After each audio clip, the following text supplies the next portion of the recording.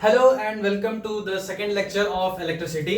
तो जैसा कि हम लोग बात कर रहे थे किस चीज के बारे में, इलेक्ट्रिक सर्किट्स के बारे में हम लोगों ने बात कर रहे थे। इलेक्ट्रिक पोटेंशियल, ठीक है, पोटेंशियल डिफरेंस, इन चीजों के बारे में हमने काफी सारी बात की है।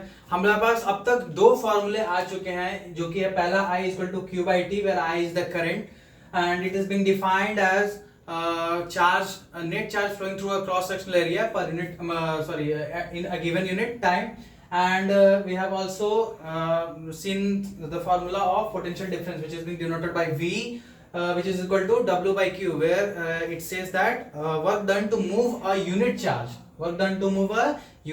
from one place to another is the potential difference. ठीक है, तो ये चीज अब तक हम लोग क्या बोलते हैं समझ चुके हैं। हमने जैसे कि बात की थी कि अगला क्लास में हम लोग किस चीज के बारे में बात करेंगे कि जो इलेक्ट्रिक सर्किट्स होती हैं, तो इलेक्ट्रिक सर्किट्स को अगर हम लोग प्रैक्टिकली देखें और उस चीज को अगर हमको क्या बोलते हैं 2D में, अगर हमको बोर्ड पे या फिर कॉपी में अगर उस चीज को हमको सिंबलाइज करके लिखना है, तो वो किस तरह से लिखेंगे। एक कॉमन से बल्ब को अगर हमको वहां पे ड्रॉ करना है तो किस तरह से करेंगे, वायर को ड्रॉ करना है किस तरह से करेंगे, बैटरी को डिनोट करना है तो आखिर हम किस तरह से करेंगे। तो उन सारी चीजों को सिंबलाइज वे में, ठीक है, हम लोग सिंबल के फॉर्म्स में हम लोग अभी पढ़ेंगे। तो फटाफट से टॉपिक डालो, हम लोग टॉपिक पे एकदम तुरंत डाइव करते हैं।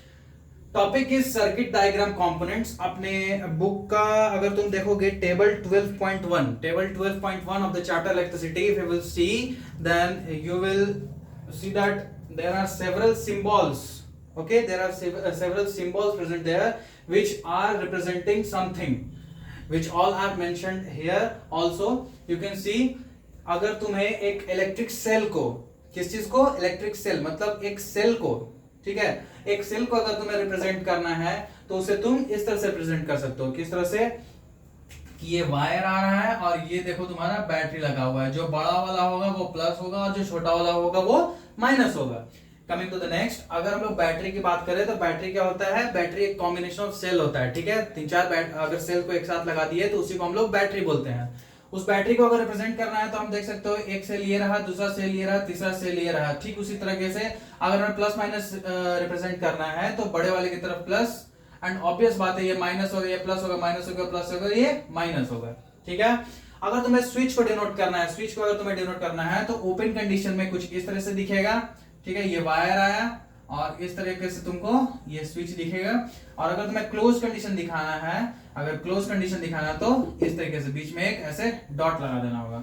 अगर तुम्हें वायर का जॉइंट दिखाना है, तो अगर वायर का जॉइंट दिखाना है तो एक मान लो ये वायर आया, एक वायर ये आया, एक वायर ये आया, यहाँ पे तीनों आगे मीट कर रहा है, तो इस जॉइंट को हम लोग इस तरह से डॉट से दिखाते हैं। एंड अगर मान लो कि दो वायर अगर क्रॉस कर रहे हैं और वहां पे हमको जॉइंट नहीं दिखाना है, इसका मतलब वो एक दूसरे से ओवरलैप कर रहे हैं, ठीक है, ओवरलैप कर रहे हैं, एक दूसरे के जस्ट ऊपर है, ठीक है, एक दूसरे के जस्ट ऊपर है, तो फिर हमें इस तरीके से कुछ दिखाना होगा कि एक वायर गया हुआ है और इधर से जो वायर है वो उसके ऊपर से आया है, ठीक है। और अगर इलेक्ट्रिक बल्ब को अगर हमें डिनोट करना है, इलेक्ट्रिक बल्ब को अगर हमें डिनोट करना है तो किस तरह से डिनोट करेंगे, कुछ इस तरीके से, ठीक है।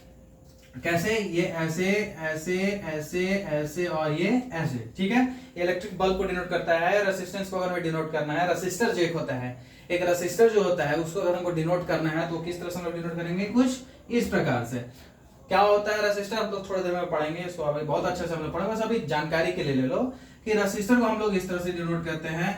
वेरिएबल रेसिस्टेंस को अगर डिनोट कराना हो, जिसको हम लोग रियोस्टेट करते हैं, जैसे अगर तुम, जैसे बल्ब है ना, ठीक है, बल्ब है, तो मान लो कि बल्ब के जैसा ही एक मान लो यहाँ पे डिवाइस लगा हुआ है, ठीक है, इसका रेसिस्टेंस कुछ फिक्स होगा, फिक्स रेसिस्टेंस होगा, जैसे कि 5 ओम, 3 ओम, ठीक है, 4 ओम, ऐसे ये फिक्स होगा। लेकिन जो वेरिएबल रेसिस्टेंस, मान लो कि ये एक ऐसा डिवाइस होता है जिसको रियोस्टेट भी बोलते हैं। क्या बोलते हैं इसको, रियोस्टेट भी बोलते हैं। अगर तुम अपने लैब्स वगैरह में जाओगे, फिजिक्स के लैब में, अगर तुम्हारे क्लासेस में, अगर मतलब तुम्हारे अगर स्कूल में वैसा अवेलेबल है तो जरूर देखना कि रियोस्टेट एक होता है, ठीक है। ये क्या हमें ऑफर करता है, वेरिएबल रेसिस्टेंस ऑफर करता है। क्या, वेरिएबल रेसिस्टेंस। तो इसमें क्या है ना कि इसको इस तरीके से डिनोट करते हैं, एक रेसिस्टर बनाते हैं, एरो बना देते हैं, या फिर एक रेसिस्टर बनाते हैं, ऊपर से ऐसे एरो गिरा देते हैं। इससे क्या होता है कि यहाँ पे रहेगा तो कुछ रेसिस्टेंस बताएगा, अगर क्या बोलते हैं थोड़ा दूर पे कर दोगे एरो तो कुछ और रेसिस्टेंस बढ़ जाएगा, और थोड़ा लास्ट में एकदम कर दोगे तो रेसिस्टेंस एकदम हाईएस्ट हो जाएगा। मतलब एक ही रेसिस्टर को उपयोग कर रहे हैं लेकिन उसका वैल्यू फिक्स नहीं है, उसका वैल्यू डिफर करेगा, ठीक है, जैसे जैसे हम उसको एडजस्ट करेंगे। बस कहानी की जगह सुन लो, याद कर लो। एमीटर क्या होता है, एमीटर को हम लोग बताए कि करंट मेजर करने के लिए हम लोग उपयोग करते हैं। कैसे बनाएंगे इसको, एक क्या बोलते हैं, दो वायर आ रहा है, बीच में एक एमीटर सर्कल सा बना देंगे, ए लिख देंगे उसके बीच में। ठीक उसी तरह से वोल्ट मीटर क्या नापते हैं हम लोग, वोल्टेज नापते हैं, वी नापते हैं। ठीक है, पोटेंशियल डिफरेंस नापने के लिए उपयोग होता है।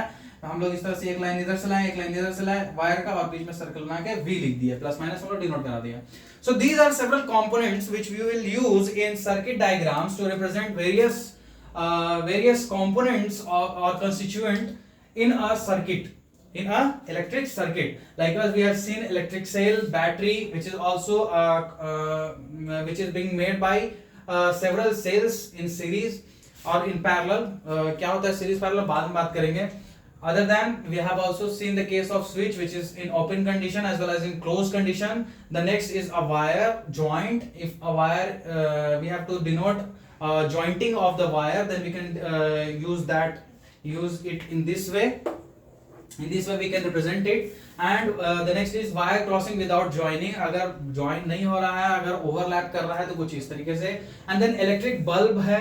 Electric bulb को हम लोग इस तरह से denote करते हैं. Resistance को हम लोग इस तरह से, variable resistance जिसको हम लोग rheostat बोल रहे हैं उसको इस तरीके से, ammeter को इस तरीके से, और voltmeter को इस तरीके से. कमिंग फर्दर, अब इसके बाद हम लोग पढ़ेंगे ओम्स लॉ. ठीक है, इसे फटाफट से अपने कॉपी बना लो, दिमाग में एकदम रख लो, क्योंकि हम लोग आगे जो हम लोग डायग्राम्स बनाएंगे उनमें इन सब चीज का प्रयोग करने वाले हैं. Coming to our next topic which is Ohm's law. क्या है Ohm's law? OHM post office S law. ठीक है, ओम्स लॉ के बारे में हम लोग बात कर रहे हैं. तो ये बेसिकली एक थ्योरी है जो कि हमें सजेस्ट करता है कुछ चीजें. बेसिकली इन व्हाट, इन 1827 1827 में क्या हुआ था, एक जर्मन फिजिसिस्ट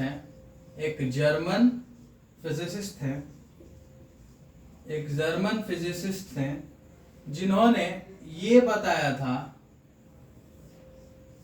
ओम्स लॉ के बारे में. क्या नाम था उनका नाम था जॉर्ज साइमन ओम.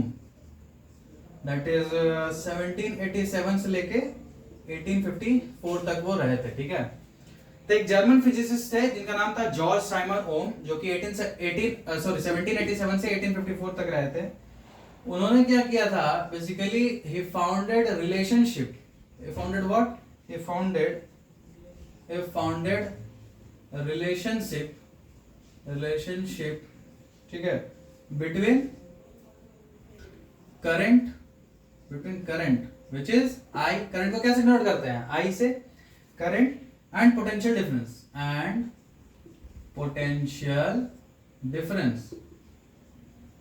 ठीक है, potential difference. ठीक है, which is V in a metallic wire. ठीक है, तो एक सिंपल सा एक हम लोग क्या बोलते हैं कि एक्टिविटी करके देखते हैं. ठीक है ना, एक्टिविटी कर लेते हैं. जैसे मान के चलो कि हम लोग क्या किए थे ना, एक वो मतलब किए क्या थे कि एक सिंपल सा एक सर्किट लिए. ठीक है, एक सर्किट लिए और एक क्या बोलते हैं उसमें एम्पियर मीटर लगा दिए, एक वोल्ट मीटर लगा दिए. ठीक है, एक क्या लगा दिए, एम्पियर मीटर और एक वोल्ट मीटर लगा दिए. एकदम आसान से सुना, ऐसे बता दे रहे हैं. एक एम्पियर मीटर लगा दिया और एक वोल्ट मीटर लगा दिए, और एक बल्ब लगा दिए, उसमें स्विच लगा दिए, और क्या किया वहां पे 4 बैटरी लग सके इतना, मतलब ऐसा वो सर्किट बनाते कि उसमें 4 बैटरी लग सकते, मतलब 4 सेल लग सकते थे. ठीक है, तो उन्होंने पहला सेल लगाया. ठीक है, और देखा कि हाँ चलो बल्ब ग्लो कर रहा है, लेकिन बहुत डिम, बहुत हल्का ग्लो कर रहा था. तो उस V पे उन्होंने I को नोट डाउन किया. ठीक है, उस वोल्टेज पे उन्होंने करंट को नोट डाउन किया. उन्होंने दूसरा सेल भी इंसर्ट किया. अब फिर दूसरा माने V चेंज हो गया.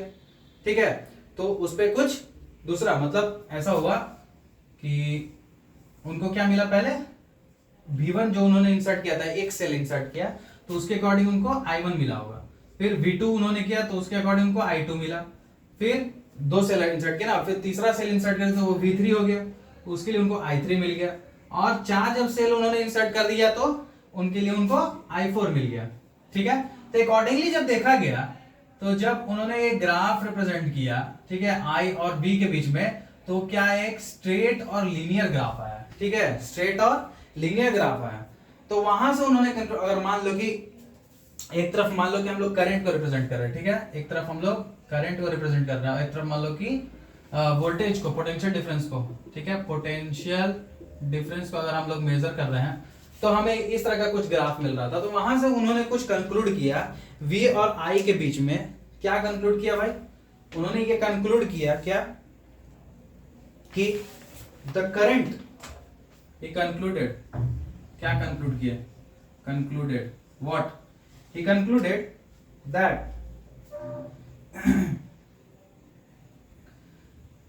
current flowing through a metallic wire, ठीक है, या ऐसा करो, through a metallic wire in an electric circuit is directly proportional to the potential difference, ठीक है, पोटेंशियल डिफरेंस V जिसको बोलते हैं और करंट मतलब I जिसको बोल रहे हैं, ठीक है। इसी चीज को अगर हम लोग न्यूमेरिकली लिखे तो क्या उन्होंने बोला कि बेसिकली जो जैसे जैसे हमारा करंट बढ़ेगा, वैसे वैसे हमारा वोल्टेज भी बढ़ेगा। इसका मतलब current is directly proportional to the potential difference और voltage, current is directly proportional to the voltage, और इसी को भी हम ऐसे भी लिख सकते हैं कि voltage is directly proportional to the current. समझ में आया? Voltage is directly proportional to the current. अब इस प्रोपोर्शनैलिटी बेसिकली ये क्या हुआ, इसको हम लोग ऐसे भी लिख सकते हैं कि V बाई I बेसिकली क्या है, हमारा कांस्टेंट है। उन दोनों का रेशियो क्या हुआ, हमारा कांस्टेंट।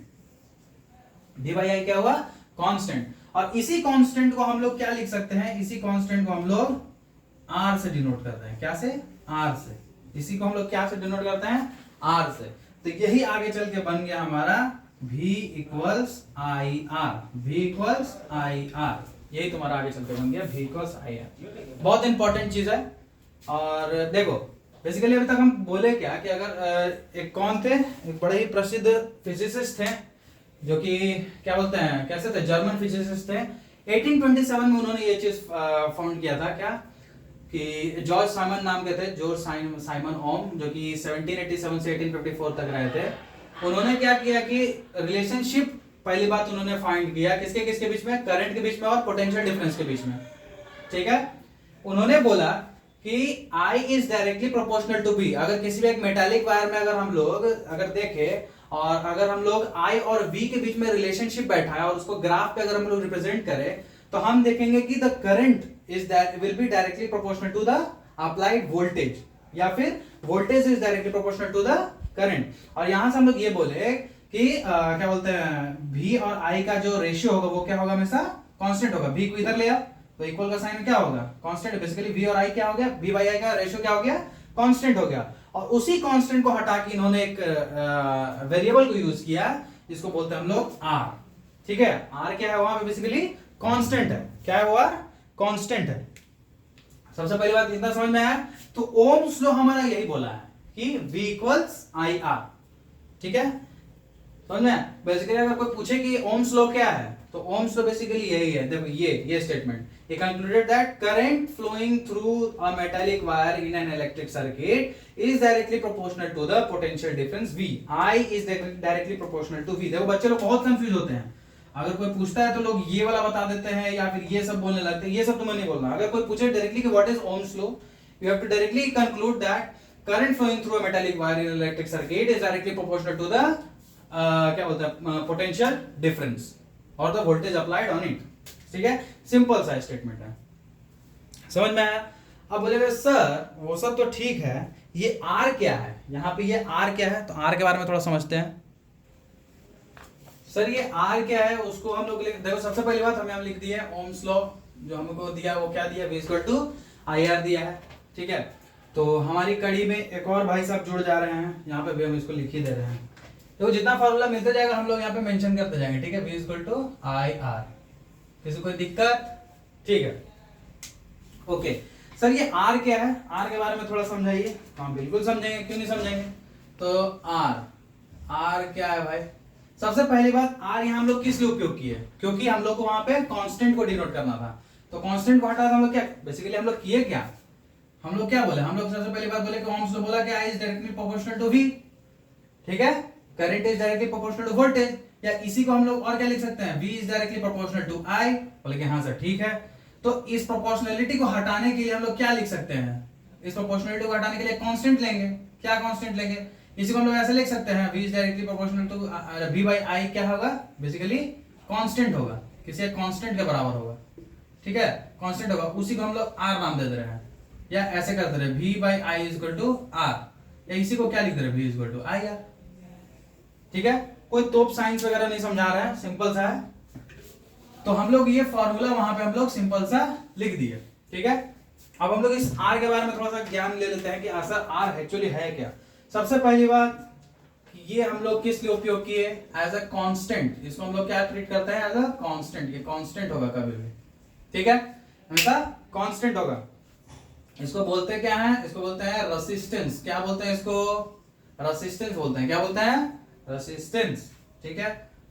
रेसिस्टेंस होता क्या है, it is basically property, it is basically property of conductor, क्या है, it is basically property of conductor to resist, it is basically property of conductor to resist the flow of charges, flow of charges, flow of charges through it,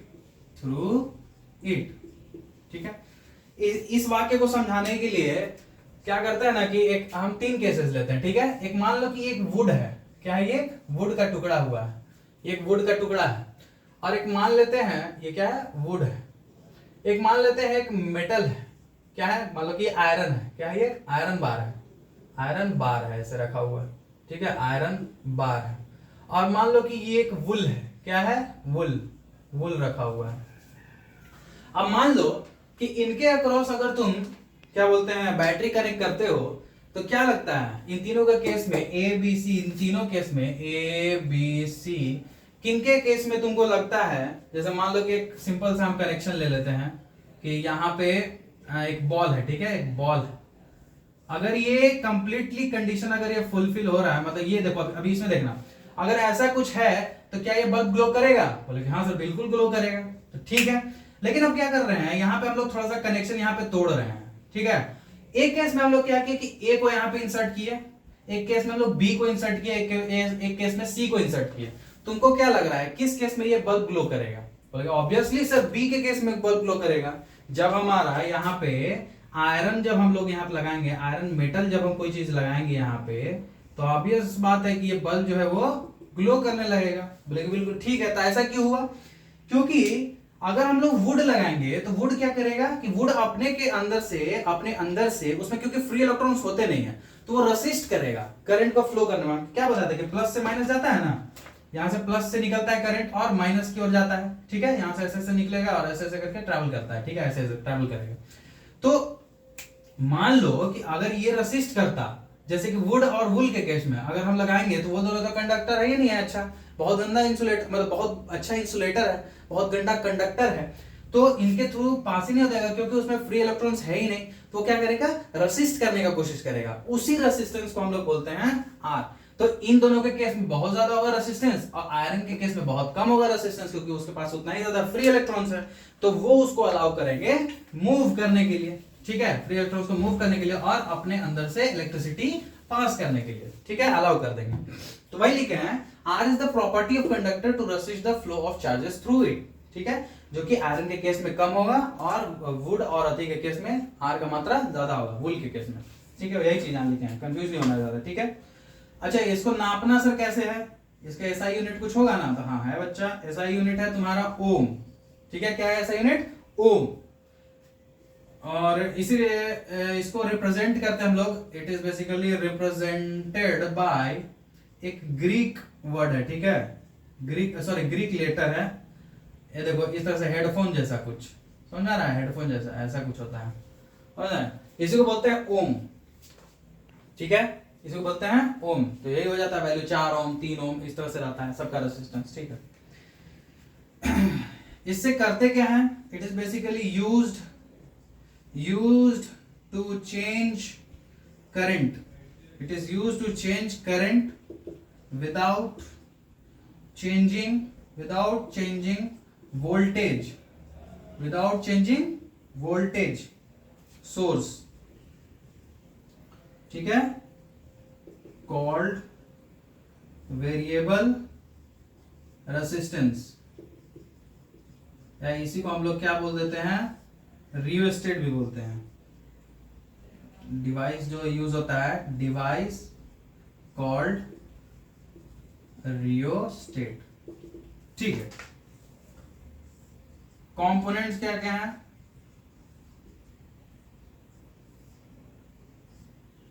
देखो ध्यान से देखो, अगर less resistance हुआ कोई चीज, क्या, अगर लेस रेसिस्टेंस हुआ, ठीक है, अगर कंपोनेंट्स अगर तुम्हारा मान लो कि लेस रेसिस्टेंस है, ठीक है, लेस रेसिस्टेंस शो कर रहा है, तो उतना ही ज्यादा क्या होगा, गुड कंडक्टर होगा। लेस रेसिस्टेंस मतलब वो अपने अंदर से उतना ही ज्यादा मतलब कम रेसिस्ट कर रहा है, ठीक है, रेसिस्ट करता है, हर मटेरियल करता है, लेकिन बहुत कम कर रहा है, समझ, बहुत कम कर रहा है रेसिस्ट, तो क्या हो गया, वो लेस रेसिस्टेंस हो गया, तो वो क्या होगा, ऑब्वियस है कि गुड कंडक्टर होगा ऑफ इलेक्ट्रिसिटी। और अगर हाई रेसिस्टेंस वाला है, हाई रेसिस्टेंस वाला कोई है, ठीक है, जिसके हाई रेसिस्टेंस जैसे कि वुड वगैरह, समझ में, तो क्या हो गया, एक तरह का बैड कंडक्टर हो गया, या उसी को हम लोग इंसुलेटर बोल देते हैं, ठीक है, तो इन्हीं को हम लोग रेसिस्टर बोलते हैं, समझ में, रेसिस्टर बोलते हैं। बेसिकली रेसिस्टर, देखो रेसिस्टर क्या, देखो दो चीजें हैं, रेसिस्टेंस और एक होता है रसिस्टर जो होता है ना, एक डिवाइस होता है, एक छोटा सा ऐसे देखोगे, एक ऐसे सिलेंड्रिकल टाइप से एक डिवाइस होता है जो कि इलेक्ट्रिकल में सर्किट्स में यूज किया जाता है। तो इसका फिक्स होता है कि हाँ 4 ओम जो है इसका होगा वैल्यू, या फिर 3 ओम ये रेसिस्ट करेगा, ठीक है, इसका फिक्स वैल्यू होता है, उसी को हम लोग रेसिस्टर बोलते हैं, एक डिवाइस होता है। रेसिस्टेंस क्या होता है, resistance is basically property, it is a property of conductor to resist the flow of charges, it is the property of conductor to resist the flow of charges, charges के flow को resist करना, इस property को हम लोग resistance बोलते हैं। और जिस डिवाइस में ये पाया जाता है, जिस डिवाइस को हम मैन्युफैक्चर करते हैं, समझ में आया, उस मैन्युफैक्चर करते हैं उस डिवाइस को हम लोग रेसिस्टर बोलते हैं, ठीक है, इसलिए कंफ्यूज नहीं होना है रेसिस्टर और रेसिस्टेंस में, ठीक है। ओके, सो नेक्स्ट पॉइंट हम लोग लिख देते हैं, एक मिनट, नेक्स्ट पॉइंट से पहले इसको थोड़ा सा अच्छे से समझ लो, ठीक है, इसको पहले अच्छे से समझ लेते हैं। देखो ध्यान से समझो, आर यहाँ पे सबसे पहले बोले कि ये कांस्टेंट होगा, ठीक है, इसको रेसिस्टेंस भी बोलते हैं, ठीक है, यहाँ के लिए, ठीक है, कांस्टेंट है पहली बात, इसी कांस्टेंट को हम लोग आर से डिनोट कर रहे हैं, इसको रेसिस्टेंस भी बोलते हैं। रेसिस्टेंस होता क्या है, it is a property of conductor to resist the flow of charges through it, ऐसा यूनिट ओम है, जिसको ऐसे ऐसे हम लोग डिनोट करते हैं, ये ग्रीक लेटर है, यूज क्या है, क्या बोलते हैं, अगर मान लो कि वेरिएबल रेसिस्टेंस है, ठीक है, वेरिएबल, ये तो मान लो कि फिक्स्ड हो गया, एक जो हम रेसिस्टर बोल रहे थे, ठीक है, एक जो हम रेसिस्टर बोल रहे थे, रेसिस्टर, तो रेसिस्टर का क्या होता है ना कि 4 ओम, ठीक है, 4 ओम या फिर 5 ओम, ये सब ऐसे फिक्स्ड रहता है कि इतना ही वो रेसिस्टेंस प्रोवाइड करेगा। पर जो एक रियोस्टेट होता है, रियोस्टेट जो कि वेरिएबल रेसिस्टेंस प्रोवाइड करता है, तो उसमें क्या होता है ना कि दांत जैसा होता है, ठीक है, ऐसे ऐसे दांत जैसा स्ट्रक्चर होता है, और ऊपर में एक और ऐसे क्या बोलते हैं, सर्किट कंप्लीट करने के लिए, समझ में आया, एक ऐसे लगा हुआ होता है, ठीक है, ये ऐसे लगा हुआ होता है, ऐसे बैटरी से कनेक्टेड होता है, ठीक है। तो अब मान लो कि यहाँ पे ऐसे लगा हुआ है, ठीक है, दूसरा केस में इसको बढ़ाया जा सकता है और दांत को यहाँ पे लगाया जा सकता है, फिर और बढ़ा के यहाँ तक भी लगाया जा सकता है, वेरी कर सकता है। तो लेंथ जब वेरी करता है ना, लेंथ जब वेरी करता है तो रेसिस्टेंस बढ़ता घटता है, तो वो वेरिएबल रेसिस्टेंस हमको प्रोवाइड करता है, इसलिए उसको हम लोग बोलते हैं रियोस्टेट, उस तरह के डिवाइस को क्या बोलते हैं हम लोग, रियोस्टेट। ये ऐसा क्यों होता है सर, कि सर यहाँ लगा रहे हैं तो कुछ और रेसिस्टेंस बता रहा है, मान लो यहाँ लगा रहे तो 4 ओम बता रहा है, यहाँ लगा रहे हैं तो 10 ओम बता रहा है, यहाँ लगा रहे हैं तो 15 ओम बता रहा है, ऐसा क्यों सर? तो ऐसा इसलिए होता है क्योंकि लेंथ पे भी रेसिस्टेंस डिपेंड करता है। इसका मतलब सर कई सारे ऐसे फैक्टर्स हैं जिन पर रेसिस्टेंस डिपेंड करता है, बोले कि हाँ ठीक है, तो सर वो फैक्टर्स कौन कौन से हैं, तो चलो फैक्टर्स के बारे में हम लोग डिस्कस करते हैं। तो देखो, अगर तुमको डिपेंडेंसी चेक करना है कि ये रेसिस्टेंस जो है किन किन चीजों पे डिपेंड करता है, उसका एक बेस्ट एग्जांपल ये हम लिए हैं, ठीक है, बहुत अच्छा एक एग्जांपल लिए हुए हैं, ठीक है, बहुत अच्छा एक एग्जांपल है। देखो ध्यान से देखना, हम लोग क्या कर रहे हैं, एक सिंपल सा सर्किट लिए हुए हैं, एक सिंपल सा सर्किट है जहां पे हम लोग एक बैटरी लिए हुए हैं, माइनस ये प्लस है, और ऐसा कुछ लिए हुए हैं सिस्टमेटिक वे में। और क्या कर रहे हैं हम लोग बेसिकली कर रहे हैं कि हम लोग एक वायर लिए हुए हैं, ये एक वायर लिया हुआ है, लेंथ एल है इसका, ठीक है, क्या है, लेंथ एल है, ठीक है। दूसरे केस में क्या किए हैं कि उसी एल को हम लोग 2L कर दिए हैं बस, ठीक है। थर्ड केस में क्या किए हैं, मान लीजिए इसका एल है और ये एरिया इसका ए है, ठीक है ना, क्रॉस सेक्शन का जो एरिया है वो इसका ए है, समझ में, हम यहीं पे लिख दे रहे हैं एल है और इसका क्रॉस सेक्शनल एरिया क्या है, ए है। इसका क्रॉस सेक्शनल एरिया क्या है, ए ही है, बस लेंथ जो है वो 2L हो गया है। और इस केस में क्या है, हम केस भी लिख दे रहे हैं, ये 1 केस हुआ, ये 2 केस हुआ, ये 3 केस हो गया, ये 4th केस हो गया। अब ध्यान से देखो, थर्ड केस में हम लोग क्या किए हैं कि लेंथ तुम्हारा एल ही है, लेंथ तुम्हारा एल ही है, बस हम लोग क्रॉस सेक्शनल एरिया जो है, एरिया को हम लोग 2A कर दिए हैं, ठीक है, दुगना कर दिए हैं एरिया, ठीक है, थोड़ा मोटा वायर ले लिए हैं। और चौथा केस में क्या कर दिया कि मटेरियल चेंज कर दिए हैं, क्या कर दिए इस केस में हम लोग मटेरियल चेंज कर दिए हैं, मटेरियल चेंज्ड।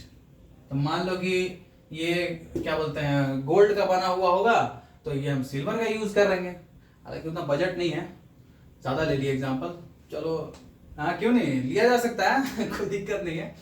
तो हम लोग क्या किए, सबसे पहले बात हम लोग लेंथ एल का लिए, ठीक है, एक कोई वायर लिए गोल्ड का, और उसके बाद फिर उसका लेंथ जो है एल है और एरिया ऑफ क्रॉस सेक्शन क्या है, ए है। सेकंड केस में हम लोग क्या किए कि हम लोग एरिया को वही रहने दिए, बस लेंथ जो है वो 2L कर दिए, मतलब दुगना कर दिए। थर्ड केस में क्या किए कि लेंथ को वही रहने दिए, क्रॉस सेक्शनल एरिया को हम लोग दुगना कर दिए, और फोर्थ केस में हम लोग मटेरियल चेंज कर दिए।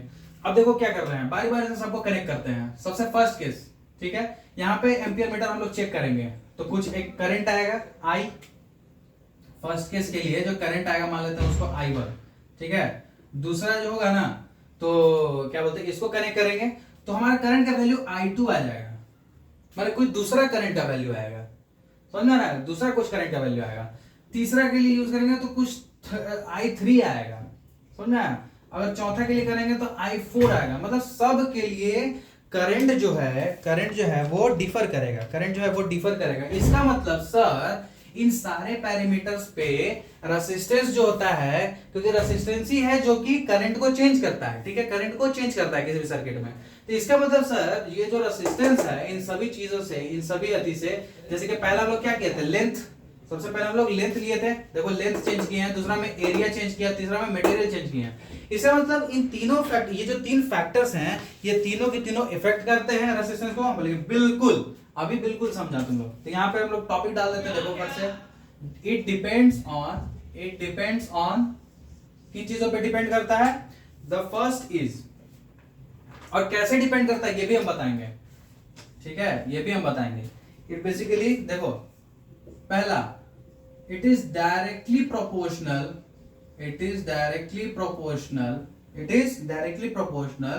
To length L, directly proportional होता है, यानी कि जैसे जैसे लेंथ बढ़ेगा वैसे वैसे रेसिस्टेंस भी बढ़ेगा। तो याद है हम लोग यहाँ पर रियोस्टेट यूज कर रहे थे, रियोस्टेट जो अभी पिछला वाला एग्जांपल बताए थे। तो मान लेते हैं पहला केस में यहाँ था एरो, दूसरा केस में कहाँ था, दूसरा केस में आगे में थोड़ा था, तीसरा केस में कहाँ था, तीसरा केस में यहाँ था। तो देखो यहाँ पे था, अभी ऐसे है सर्किट, सॉरी अभी सर्किट कैसे है, अभी ऐसे है, ठीक है, अभी क्या है, ऐसे है सर्किट, समझ में आ रहा है, ऐसे है।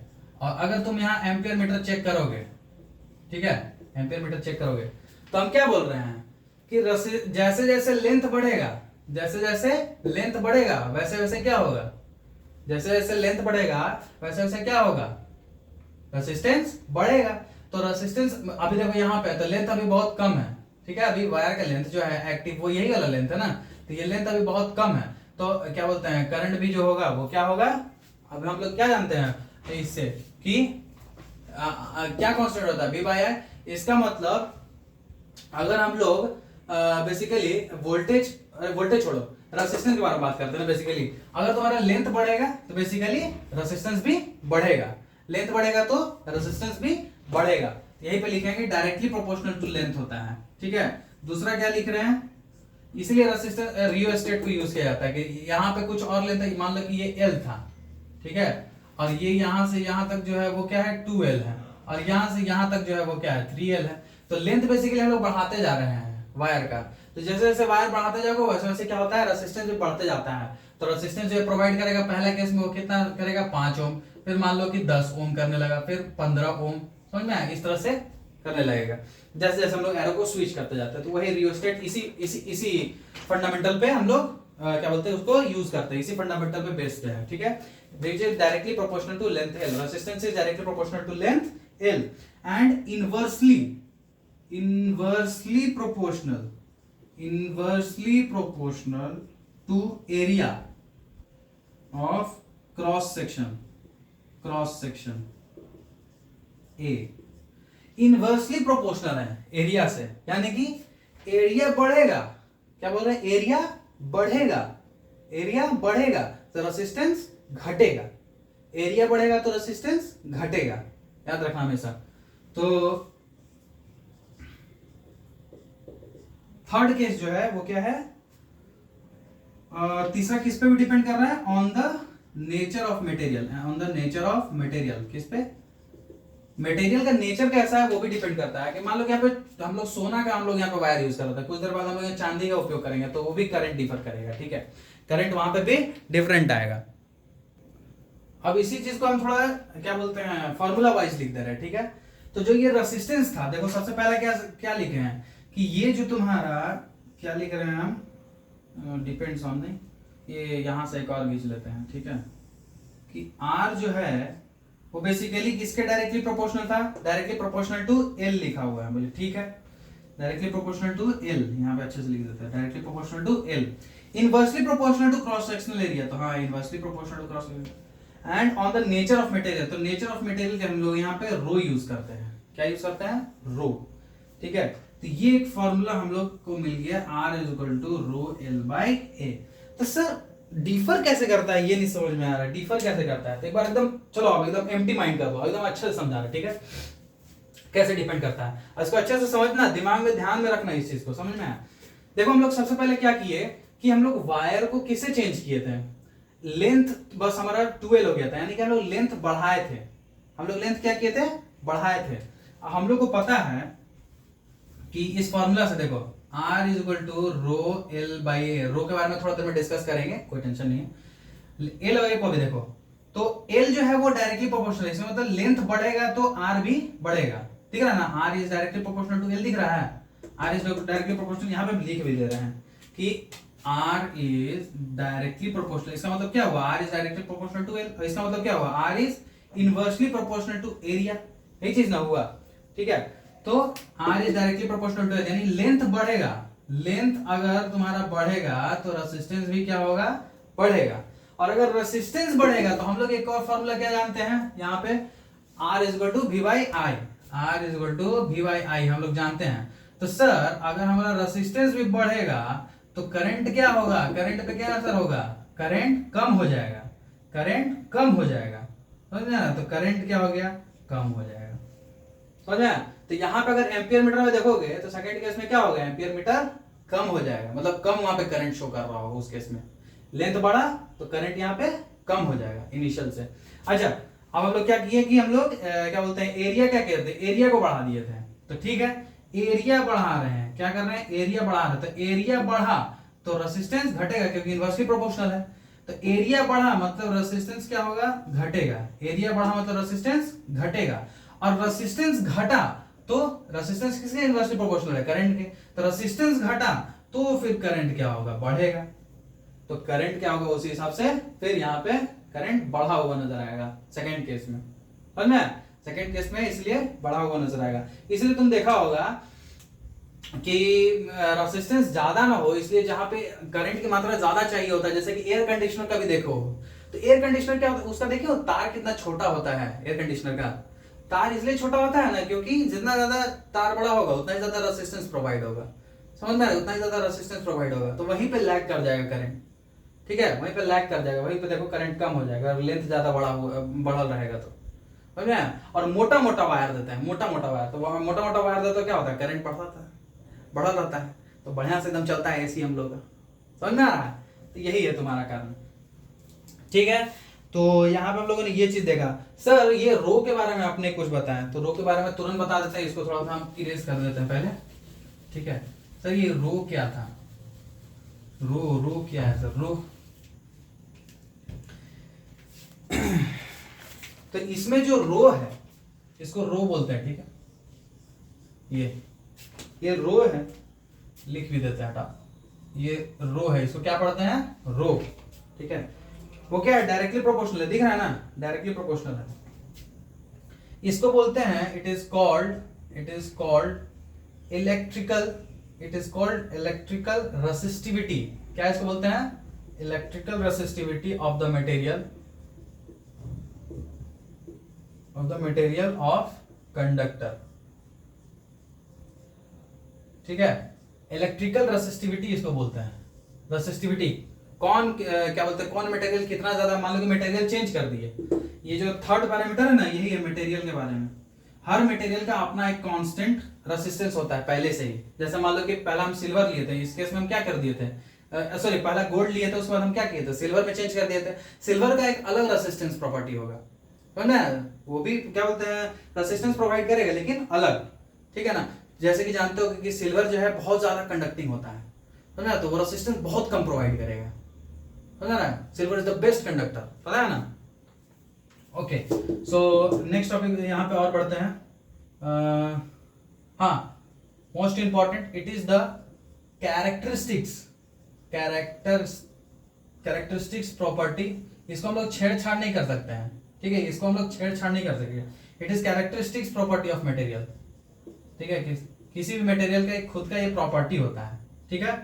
जैसे कि मान लो कोई मेटल है या फिर एलॉय है, ठीक है, तो वो क्या हुआ, मेटल या फिर कोई एलॉय है, तो वो क्या हो गया, एक तरह से कंडक्टर हो गया, तो उसकी रेसिस्टिविटी क्या होगी, बहुत कम होगी, ठीक है। उसकी क्या होगी, रेसिस्टिविटी बहुत कम, वेरी लो रेसिस्टिविटी क्या होगा उसका, बहुत ही कम होगा, ठीक है। रेसिस्टिविटी बहुत कम होगा, क्या, हाँ, कितना से कितना रेंज डिफर करेगा, 10⁻⁻8 ओम मीटर से लेके, ठीक है, 10⁻⁻6 ओम मीटर। अच्छा, यहाँ पे हम बताना भूल गए, इसका जो एसआई यूनिट होता है ना, इसका जो एसआई यूनिट होता है, एसआई यूनिट जो होता है वो इसका होता है ओम मीटर, याद रखना, ओम मीटर, ठीक है, ओम मीटर, ये ओम है ना, ओम मीटर।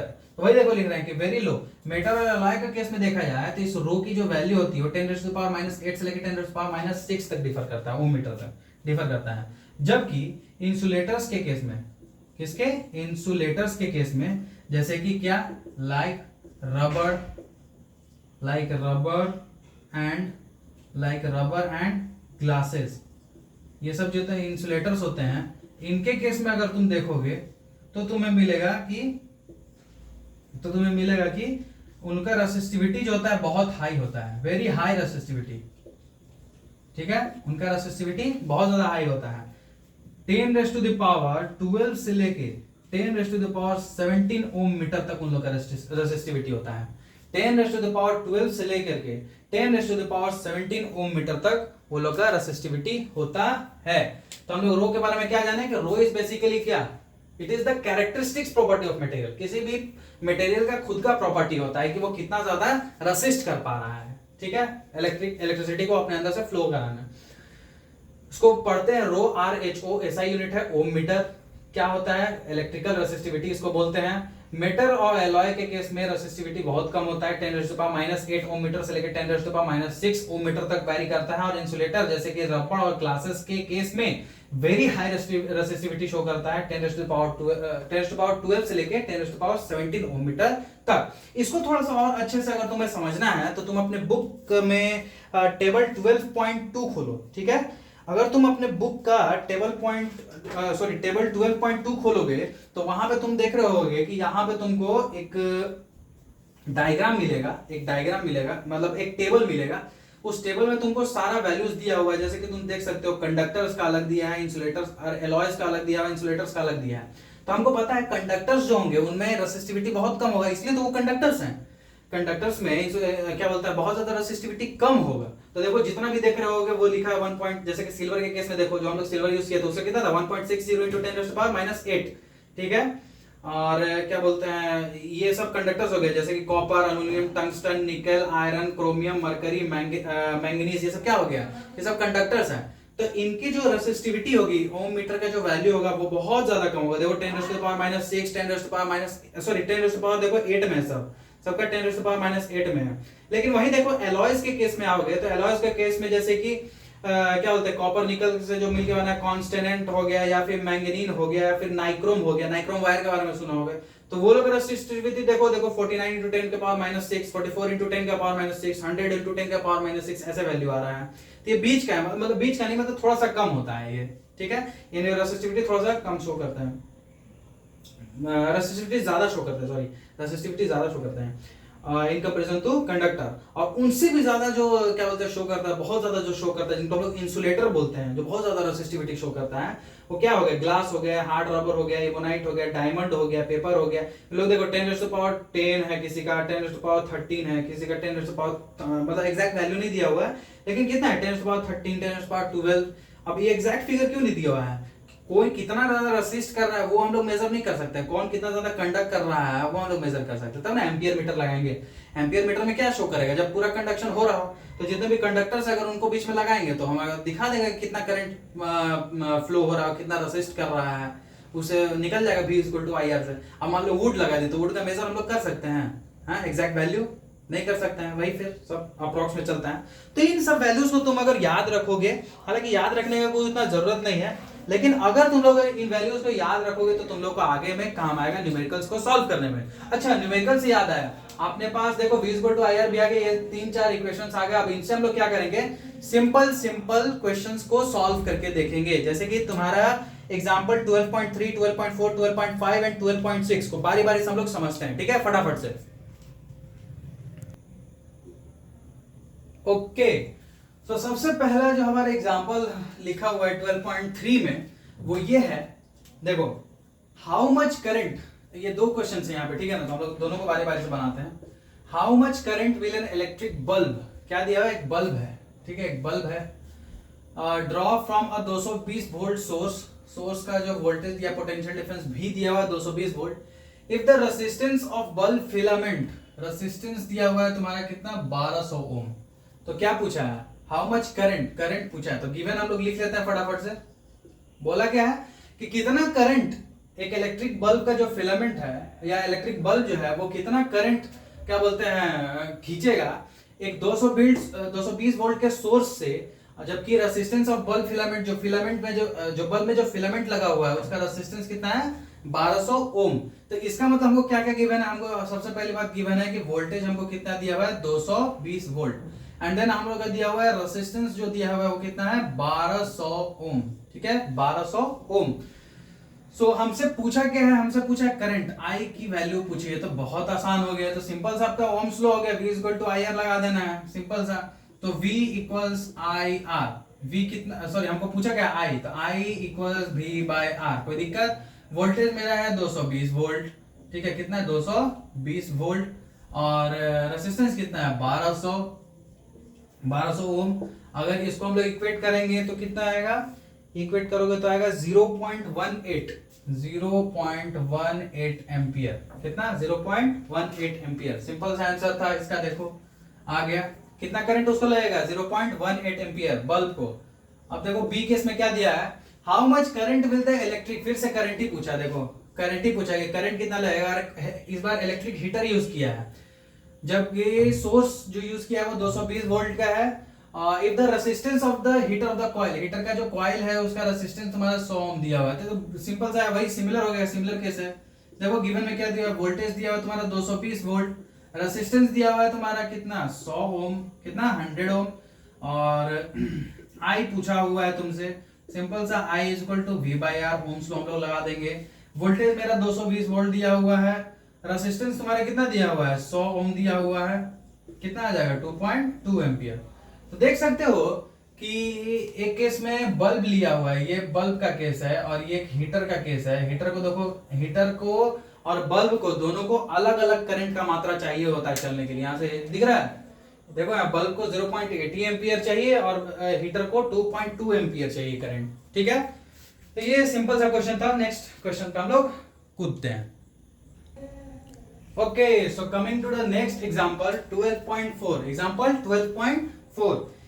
देखो किताब पे भी देख सकते हो तुम लोग, क्या दिया हुआ है, the potential difference between the terminals of an electric heater. सबसे पहले पढ़ो अच्छे से question, the potential difference between the terminals of an electric heater. कोई एक इलेक्ट्रिक हीटर है, ठीक है, पोटेंशियल डिफरेंस कितना दिया है, 60 वोल्ट दिया हुआ है, ठीक है, 60 वोल्ट दिया हुआ है। When it draws a current of 4 ampere, current कितना, 4 एम्पियर खींच रहा है from the source, what current will the heater draw if the potential difference is increase to 120 volt, ठीक है।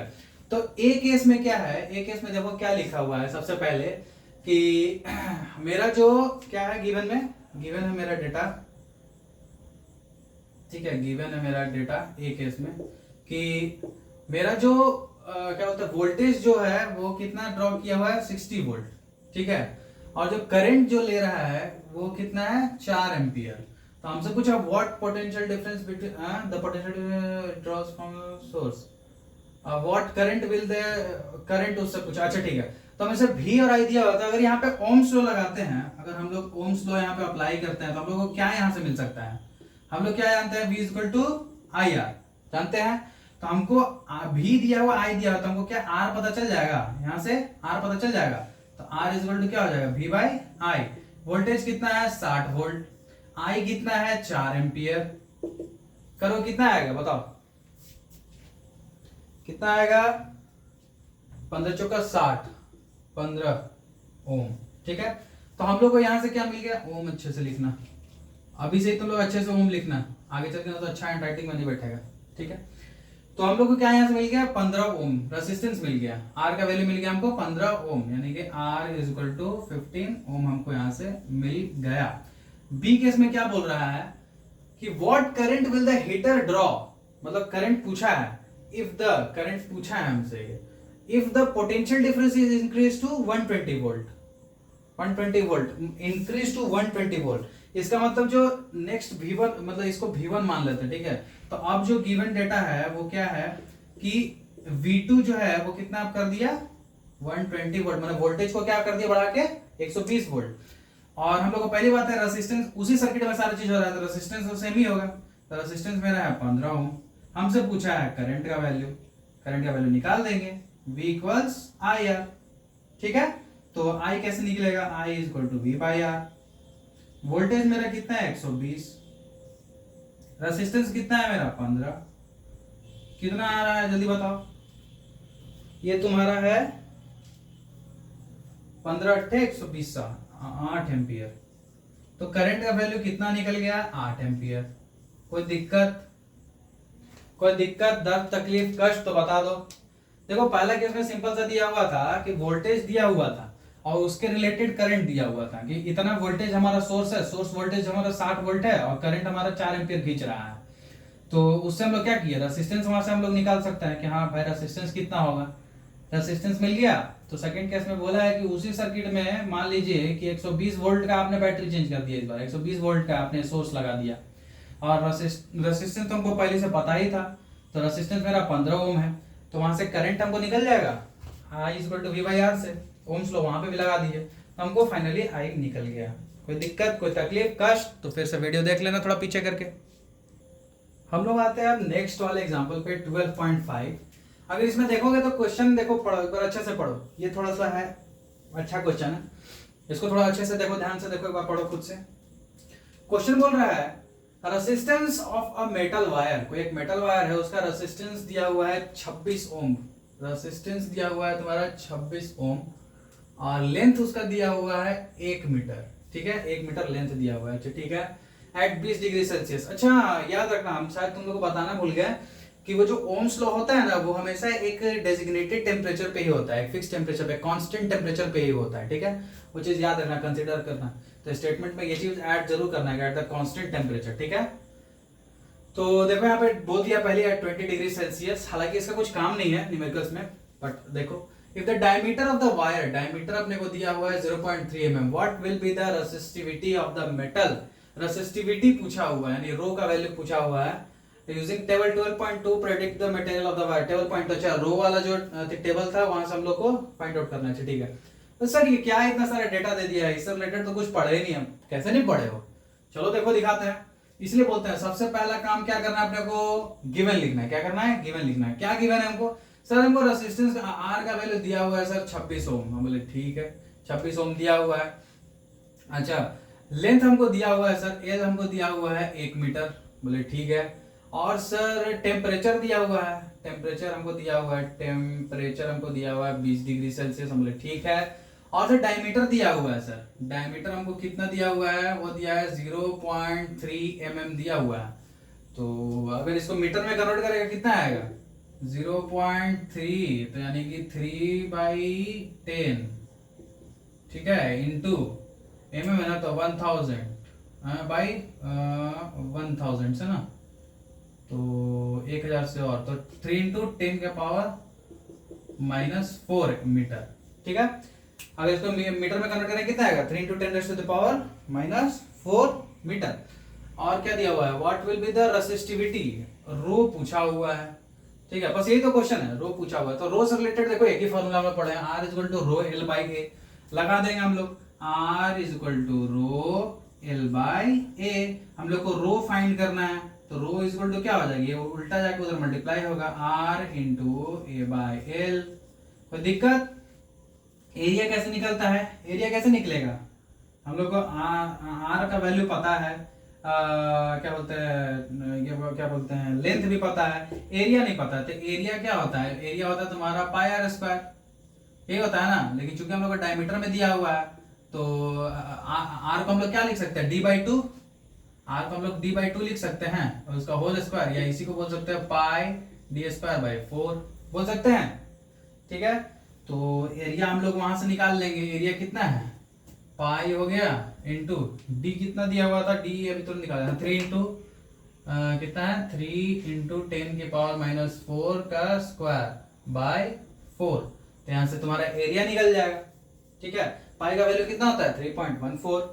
रेजिस्टेंस तुमको दिया हुआ है कितना 26 ओम। ठीक है। एरिया तुमको वहां से निकल जाएगा। ठीक है, एरिया तुमको वहां से निकल जाएगा, कितना होगा वो तुम्हारा निकलेगा, हाँ, तो इसका एरिया कितना होगा, इसको अगर मल्टीप्लाई करोगे, इसको 3.14 लोगे तो ये आ रहा है 7.065 इंटू 10 के पावर -8। तो यहाँ पे एरिया की जगह पे बैठा देते हैं हम लोग 7.065 इंटू 10 की पावर -8 मीटर स्क्वायर। और लेंथ हमारा कितना दिया हुआ है 1 मीटर। ठीक है। तो देखो क्या होता है, मीटर से मीटर एक कट जाएगा, आंसर तो आएगा ओम मीटर में, यानी कि सही हम लोग बना रहे हैं। इसका अगर कैलकुलेशन करोगे तो ये लमसम आ जाएगा तुम्हारा 1.84 इंटू 10 के पावर -6 ओम मीटर। ठीक है। तो रो का वैल्यू ये आ गया, क्या आ गया 1.84 इंटू 10 के पावर -6 ओम मीटर। हाँ ठीक है, ये आ गया। अगर फिर टेबल से तुम मैच करोगे, टेबल से अगर तुम मैच करोगे तो एक बार टेबल खोलो, टेबल 12.2, और देखो ये कितने क्या बोलते हैं किससे मैच कर रहा है। तो तुम देखोगे कि जो मैंगनीज है ना, मैंगनीज का एग्जैक्टली इतना ही आता है रो। तो इसका मतलब जो हमको मटेरियल प्रेडिक्ट करना था, वो मटेरियल कौन सा हुआ, वो मटेरियल है मेरा मैंगनीज है। ठीक है, मैंगनीज है, जिसका रो का वैल्यू कितना है 1.84 इंटू 10⁻⁻6 ओम मीटर। समझ में आया, कोई दिक्कत, एक बार फिर से समझा दें। देखो रेडियस दिया हुआ था, सॉरी रेजिस्टेंस दिया हुआ था, लेंथ दिया हुआ था, टेम्परेचर दिया हुआ था कि कांस्टेंट टेम्परेचर पे है, डी दिया हुआ था अपना, डायमीटर इतना है, रो हमसे पूछा था, हमको पता R equal to rho L by A होता है। रो का वैल्यू पता करना था, इसलिए हम लोग उसको मैनिपुलेट किए अपना मेन फार्मूला को, ये हमारा मेन फार्मूला है ना, इसको हम मैनिपुलेट किए, तो rho equal to R into A by L आ गया। इसको बस ऐसा पलट की तरह जाकर मल्टीप्लाई कर दिए हैं, और सबका वैल्यू बैठा दिया, R का वैल्यू बैठा दिए, एरिया हमको निकालना था तो पाई आर स्क्वायर होता है, R हमको नहीं दिया था, D दिया होता तो D/2 कर दिए, D/2 का स्क्वायर किया तो क्या हो गया पाई d²/4। फिर वहां पे D बैठा दिए हम लोग, जो भी D हमारा आया था यहाँ पे देखो, और फिर कैलकुलेट किए तो 7.065 इंटू 10 के पावर -8 आया। अब ऐसे ऐसे क्या बोलते हैं अच्छे से मल्टीप्लाई करोगे तो 1.84 इंटू 10 के पावर -6 ओम मीटर आ जाएगा। और जो मटेरियल आएगा टेबल 12.2 के अनुसार वो क्या आएगा, मैंगनीज। चलो नेक्स्ट एग्जांपल पे बढ़ते हैं, फटाफट से हम लोग देखेंगे नेक्स्ट एग्जांपल विच इज 12.6। इसको एकदम क्वेश्चन एकदम अच्छे से दिमाग में बिठाओ, क्या बोलना चाह रहा है, एक बार पढ़ो अच्छे से। बोला है a wire of a given material, a wire of a given material, कोई एक वायर है जिसका लेंथ दिया हुआ है तुम्हारा L and area of cross section दिया हुआ है तुम्हारा A, has a resistance of 4 ओम। मतलब एक वायर था जिसका लेंथ L दिया हुआ है, क्रॉस सेक्शनल एरिया A दिया हुआ है और 4 ओम दिया हुआ उसका रेसिस्टेंस, ठीक है। तो what would be the resistance of another wire, what would be the resistance of another wire of same material, अच्छा मटेरियल सेम है, यानी कि इसका रो और इसका रो दोनों सेम होगा। मतलब मान लेते हैं दो मटेरियल है, ए मटेरियल है और एक बी है, मतलब दो वायर है, ए वायर और बी वायर। इसके केस में बोला है कि इसका लेंथ जो है वो एल होगा, ठीक है। इसके केस में बोला कि लेंथ जो होगा वो एल होगा, लिख देते हैं कि लेंथ इसके केस में क्या है, एल है, एरिया इसके केस में क्या है, ए है, ठीक है। और रेसिस्टेंस जो तुम्हारा दिया हुआ है, रेसिस्टेंस वो दिया हुआ है तुम्हारा जो कि आर होता है वो है तुम्हारा 4 ओम दिया हुआ है। इसके केस में what would be the resistance of another wire of same material, मान लेते हैं इसका रो है तो इसका भी रो ही होगा।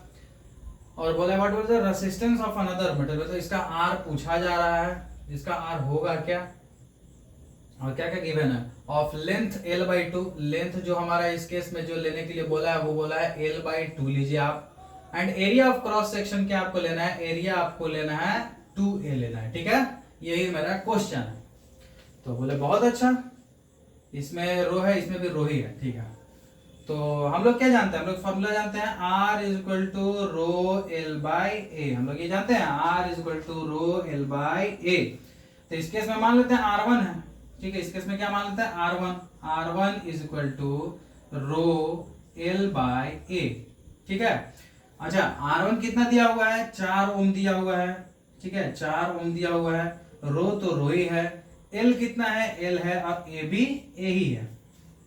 इतना समझ में आ रहा है, इतना समझ में आ रहा है, विच इज, इसको ऐसे लिख देते हैं कि ये R1 है ना जो कि है 4 ओम, ठीक है। और अच्छा से लिख देते हैं, एक मिनट।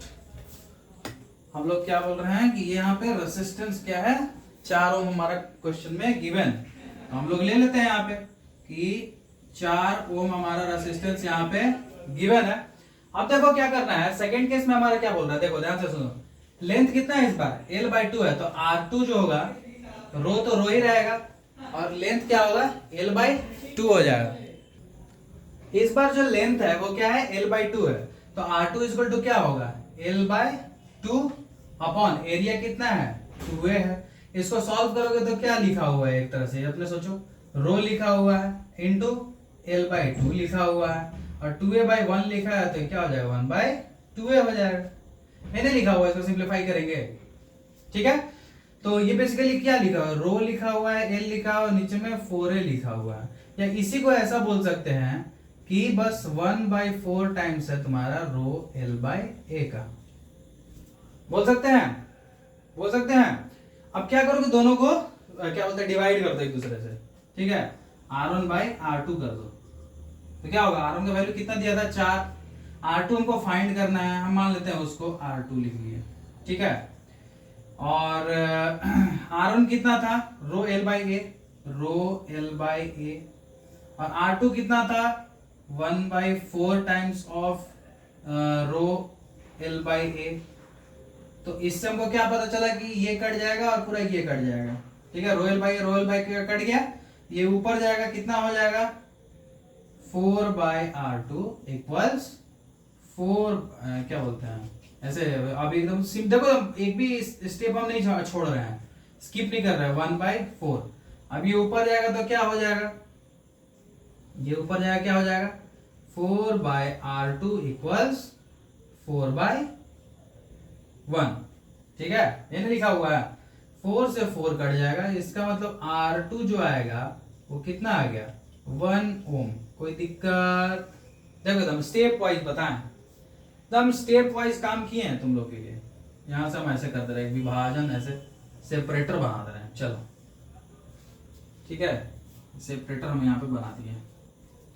देखो क्या किए हैं, क्वेश्चन में गिवन था मेरा कि एक ए है वायर और एक बी वायर है, ठीक है। उसका लेंथ L है, ए वाले के बारे में बात किया जाए तो लेंथ L था, एरिया A था, रेसिस्टेंस 4 ओम दिया हुआ था और मटेरियल मान लेते हैं कुछ होगा तो उसको रो ले लेते हैं, उसका रेसिस्टिविटी R1 हम लोग निकालेंगे तो रो L बाई ए होगा, या उसी को बोल सकते हैं 4 is equal to rho L by A. ठीक है, बी केस में जाते हैं, लेंथ हमारा L बाई 2 कर दिया था, मतलब आधा कर दिया था, एरिया दुगना कर दिया था यानी कि 2a कर दिया था, रेसिस्टेंस फाइंड करने के लिए बोल रहा था, जबकि रेसिस्टिविटी जो था मटेरियल का वो सेम ही था, रो का रो ही रह गया, तो R2 इज इक्वल टू क्या होगा रो L बाई 2 अपॉन 2a। वहां से हमने देखा तो R2 का आ रहा है मेरा 1 बाई 4 रो L बाई ए, वही ना आ रहा है, R2 कितना आ रहा है 1 by 4 row L by A. हम लोगों ने दोनों को क्या किया, रेशियो ले लिया, तो 4 by R2 is equal to rho L by A, और नीचे में R2 कितना 1 by 4 times of rho L by A, rho L by A cut गया तो कितना आ गया 4 by R2 is equal to 1 by 4। Simplify किए तो R2 का वैल्यू कितना आ गया 1 ओम। एकदम आसान शुद्ध एकदम है, कोई दिक्कत वाली बात इसमें एकदम नहीं होनी चाहिए। ठीक है, सो ये सारे न्यूमेरिकल्स थे। देखो जितना ज्यादा हम बता रहे हैं सब इसी में से आ रहा है, जितना भी न्यूमेरिकल आ रहा है सब इसी में से घूम फिर रहा है, और मैक्सिमम इतना ही घूम सकता है, समझ में आया, बोर्ड्स में मैक्सिमम इतना ही घूम सकता है। तो न्यूमेरिकल्स जितना पता है उतना करो। मिलते हैं नेक्स्ट लेक्चर में जिसमें हम लोग बात करेंगे काफी चीजों के बारे में, जैसे कि रेसिस्टेंस को हम लोग बात करेंगे, जो रेसिस्टर होता है, रेसिस्टर को जैसे हम बताए थे स्टार्टिंग में कि सीरीज पैरेलल, अभी बस ध्यान में रखो आगे चल के समझाएंगे, तो सीरीज पैरेलल किस तरह से कनेक्शन होता है वो उसके अकॉर्डिंग फिर न्यूमेरिकल करेंगे, तो बहुत कुछ करने वाले हैं हम लोग। सो बने रहो, इसी तरह से मेहनत करते रहो। मिलते हैं नेक्स्ट लेक्चर में, चलो।